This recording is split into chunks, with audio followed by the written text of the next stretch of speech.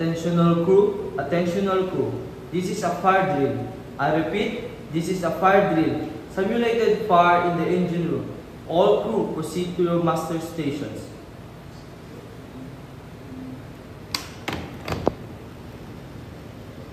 Proceed to the master station now. Proceeding now.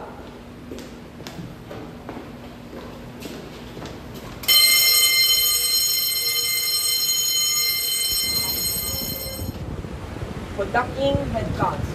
Stay alert and await assignments.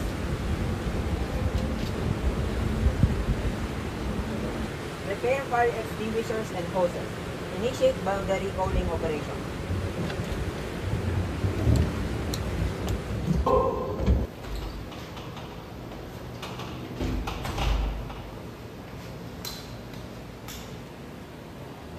Simulating distress call to MRCC.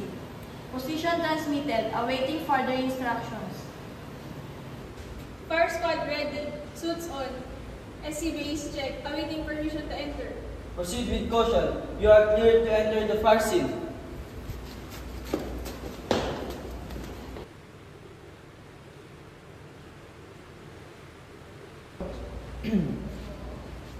Fire out. Post a fire watch. Well done.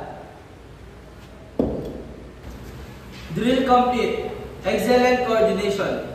Let's go over key points. Support response was fast, but we need a quicker deployment for extinguisher next time. Nav distress transmitted smooth. Medical standby was ready. Fire squad had full SCBA and control. No issue entering. Recommend faster access route clearing. Noted. Also remember, if the fire was worse, we had prepared for carbon dioxide system activation. That involves sealing the engine room and evacuating all personnel.